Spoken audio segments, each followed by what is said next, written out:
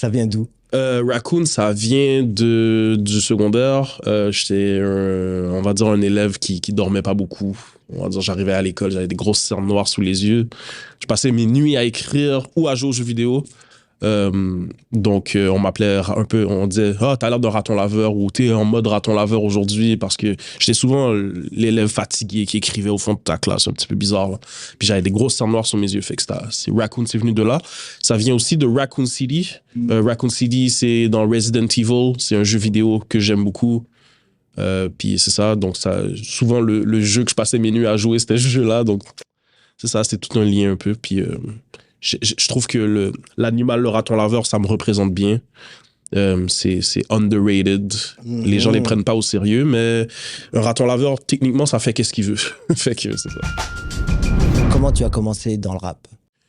C'est familial à la base, c'est une activité familiale. Mon grand frère, lui, il rappait parce qu'il écoutait du rap. On est des grands fans on est des grands hip-hop heads là, à la maison.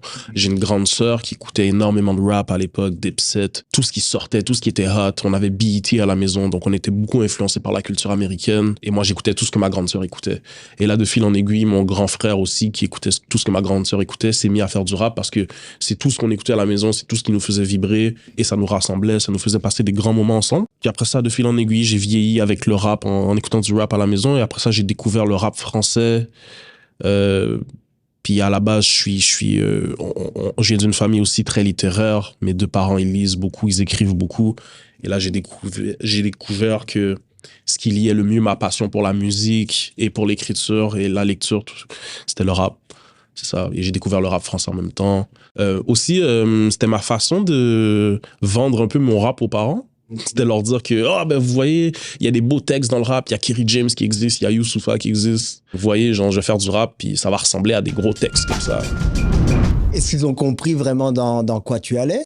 Au début, non. C'est sûr qu'ils me supportent parce que ils connaissent leur fils et ils savent qu'il est talentueux. Quand il a un réel intérêt pour quelque chose, il se met là-dedans, à 100%. Mais comme je dis aussi, j'ai toujours expliqué, vulgarisé le rap à mon père aussi.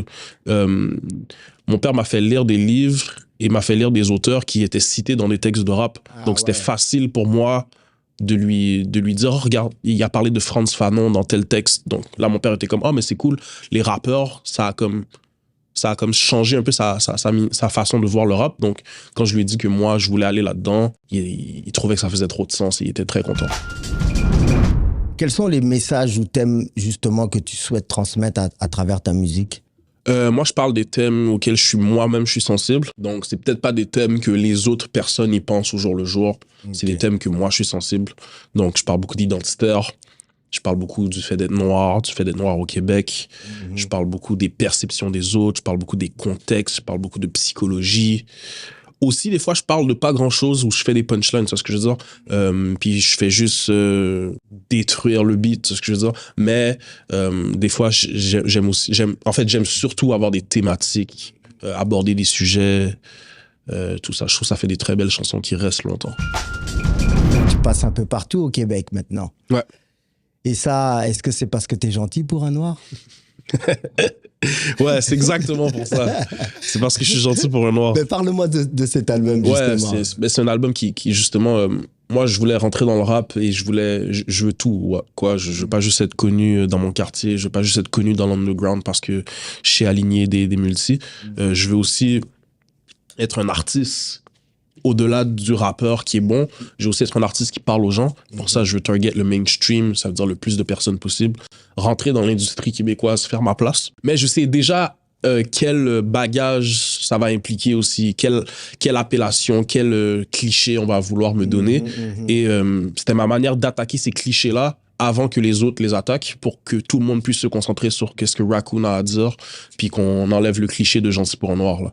Donc, évidemment, un rappeur de quartier qui n'a pas nécessairement des thématiques street ou bien la thématique street vient pas de la perception habituelle, ben ça va tout de suite être perçu comme le gentil noir, comme on m'a dit aussi quand j'étais plus jeune, parce que à un moment donné, ben j'ai fait mon choix, j'ai pas suivi le même groupe d'amis que tout le monde, puis je suis resté tranquille, quoi. C'était ma manière un peu de tackle la caricature que les gens font aussi des rappeurs, puis de dire, OK, là, c'est bon, là, je sais qu'est-ce que vous vous dites dans votre tête, donc maintenant qu'on a get ça out of the way, genre, on va se concentrer sur la musique. C'est quoi la méthode Raccoon? Moi, je fais un rap que l'écriture est au centre de ce que je fais. Donc, chacune des lignes est pensée, est réfléchie. Elle n'est pas là pour être là, tu sais ce que je veux dire? Par contre, j'essaie d'être le plus musical possible. Ça veut dire, j'attends d'avoir la bonne prod, la bonne instru pour savoir quoi dire dessus. Tu vois ce que je veux dire? Donc, c'est très important pour moi d'avoir la musique qui va me permettre de transmettre l'émotion que je veux transmettre. Une fois que la prod, elle est choisie, là, puis que j'ai comme, OK, je sais qu'est-ce que je vais dire sur ça, j'ai ma thématique, je me sers un peu des notes, puis qu'est-ce que ça m'évoque dans mon esprit. Puis à partir de là, si j'ai un sujet, je vais juste élaborer sur ce sujet-là. Je suis quelqu'un qui est très habile avec les mots, puis les définitions des mots. J'aime beaucoup m'intéresser à qu'est-ce que ce mot-là veut dire, puis aller au fond des choses. Puis le choix de mots est au cœur de qu'est-ce que je fais. Donc, je suis quelqu'un qui prend souvent des notes, qui met des punchlines, qui met une réflexion. Des fois, c'est juste un sujet. Des fois, c'est juste... on va dire, OK, ben, telle chose s'est passée, un événement. Puis là, je prends la note dans mon téléphone. Et dès que j'ai la prod, ben, je vais dans mon téléphone, je vais voir les notes que j'ai prises et je fais ma sélection sur quelle thématique, quelle ligne va aller mieux sur telle prod ou quelle ligne va aller mieux sur telle note de musique. Puis à partir de là, je construis. Puis après ça, c'est des élans d'inspiration. Puis c'est la magie qui parle. Des fois, je reste bloqué des heures. Des fois, c'est 1h30 non-stop où est-ce que j'écris 64 lignes. Mais c'est ça, après ça, c'est vraiment la magie qui décide. Mais le procédé de base, c'est ce que j'ai dit précédemment. Et comment tu sais que la chanson, elle est finie? Tu dis, ça y est, cette chanson-là, elle est prête. Quand j'ai rempli la prod. Non, mais ce que je veux dire, c'est que comme... Généralement, la chanson, elle est terminée avant que j'aille en studio. Moi, j'aime beaucoup avoir mon idée de A à Z. Ou bien, même si j'ai pas écrit tous les couplets, je sais que l'idée, elle est terminée. Mais pour moi, c'est comme un film, tu vois ce que je veux dire? Il y a un début, il y a un milieu, il y a une fin. Dans tous mes couplets même, il y a un milieu, il y a un début, il y a une fin. Tu vois ce que je veux dire? Donc, il y a un ordre chronologique. Donc, une fois que j'ai scénarisé tout mon propos, je sais par comment que je veux commencer mon propos, je sais quelle chute je veux lui donner. Tu sais, je pourrais te donner l'exemple de un de mes singles, Shoot.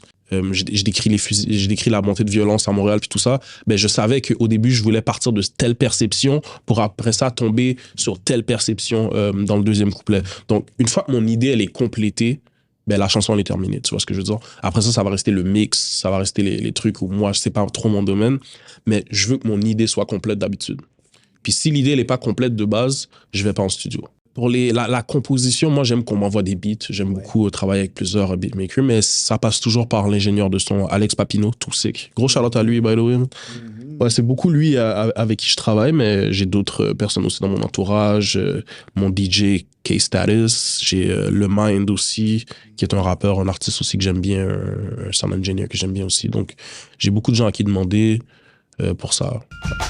Mais c'est quelle chanson que tu préfères faire sur scène? Ou ton public, à quoi ils s'attendent? Est-ce qu'ils ont une chanson favorite? Tu le ressens, la réaction? La chanson favorite, c'est clairement Shoot. Je l'ai faite à mon lancement dernièrement, puis c'était la chanson qui a provoqué le plus de réactions. Ça, c'est la préférée du public. C'est celle qui a le plus de stream aussi, donc je comprends pourquoi, là. C'est un gros banger, puis le refrain est accrocheur. Mais celle que moi, je préfère faire, c'est comparer, parce que le refrain, la bass, l'espèce de boom bap, j'aime bien ce track-là. Il est très chanté, groovy et rappé en même temps. Donc, c'est mon track préféré à faire, moi. Genre, moi, je vais jamais l'enlever de mon set. Pour moi, un concert, c'est pas obligé d'être on saute tout le temps. D'ailleurs, c'est même pas le genre de musique que je fais. Je suis pas Travis Scott, tu vois ce que je veux dire? Je suis quelqu'un qui a un discours, qui a des choses à dire. Donc, la personne qui est spectateur ou qui est dans mon spectacle, elle doit pas s'attendre à un party, là. Tu vois ce que je veux dire? Elle est spectateur d'un univers de quelque chose. Elle est venue assister à quelque chose. Elle est venue écouter des textes, elle est venue écouter de la musique, vivre une expérience, tu vois ce que je veux dire? Tu viens écouter Raccoon, en vrai. Je suis pas quelqu'un de stable mentalement tout le temps. Je veux dire, on travaille là-dessus. J'ai des problèmes de santé mentale, j'ai des choses que je traverse, tout ça. Moi, c'est ça. Il y a des gens qui sont diabétiques, il y a des gens qui ont de l'asthme, tout ça. J'ai de l'asthme aussi, là, mais il y a des gens qui ont différents problèmes. Moi, c'est ça, mon gros problème, c'est ce qui m'empêche de bien faire mon travail. J'ai aussi un trouble de déficit d'attention, donc l'organisation, c'est pas mon fort. Je suis quelqu'un qui travaille beaucoup à l'intuition, au feeling. Je suis un vrai artiste, quoi. Je pense que c'est ça mon gros défi, là. Mais sinon, c'est quoi? C'est bien s'entourer? Ouais, bien s'entourer, hein. Ouais, ça, c'est un gros défi aussi, bien s'entourer. Moi, j'ai la chance de de dire que j'ai le talent de bien m'entourer, mais c'est pas tout le monde qui a cette chance-là, je crois.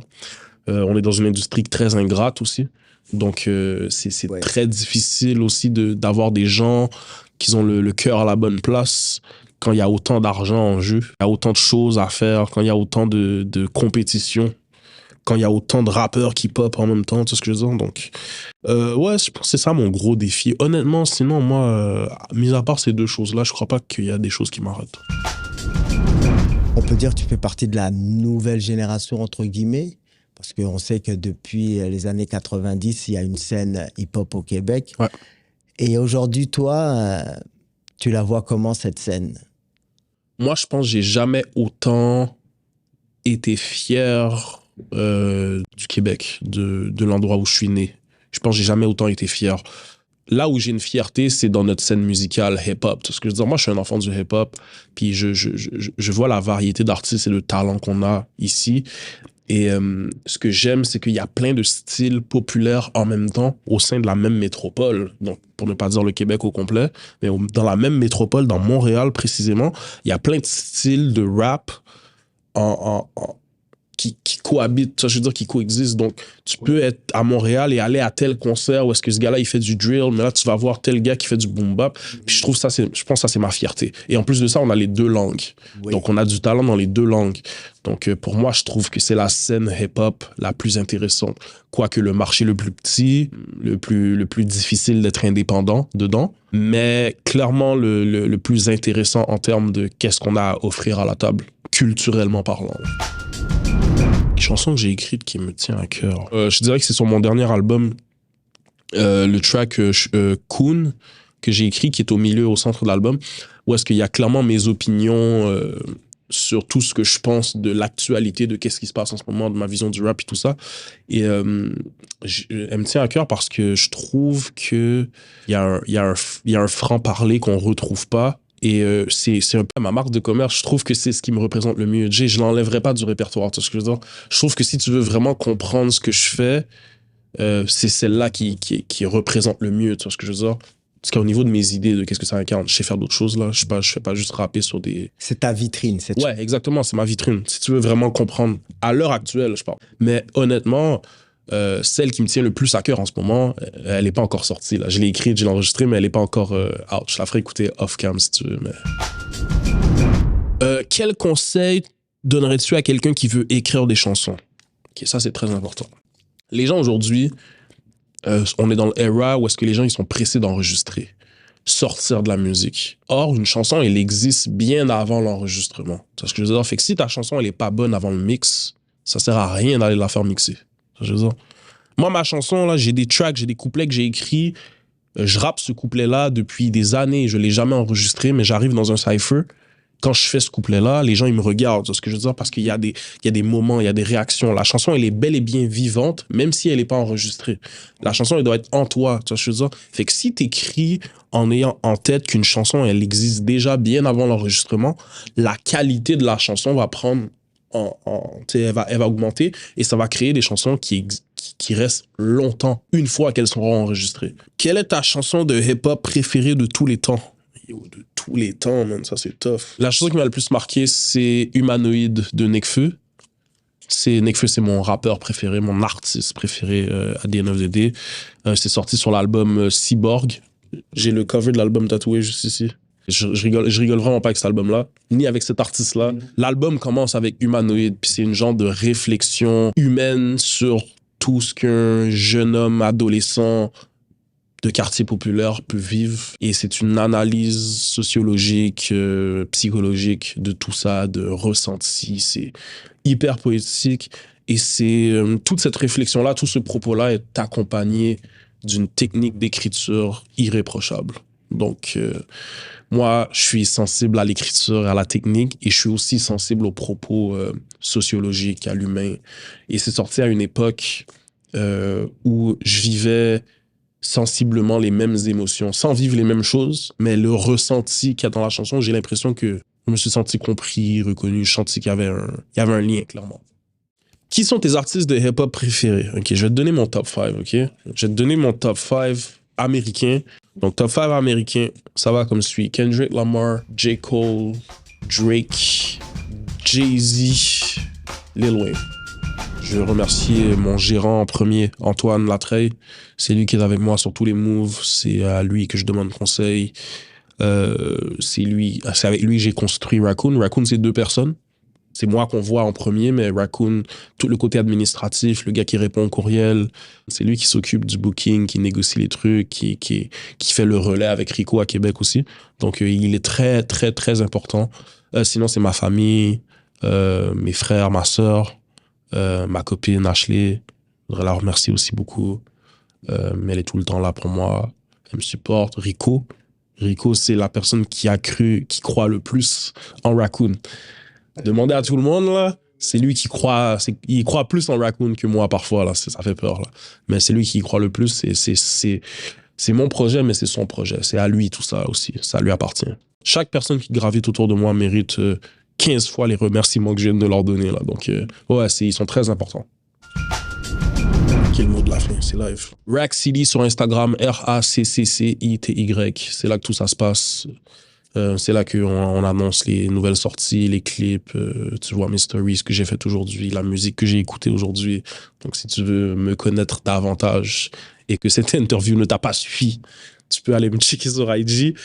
Allez écouter l'album Koun, La Prophétie. C'est sorti le 21 octobre 2022. C'est sur toutes les plateformes de téléchargement. Allez écouter MTL Vibes 2, Jeune Rebeu, Mada, Loussa, Missa, Cobanks, Raccoon. Top 5.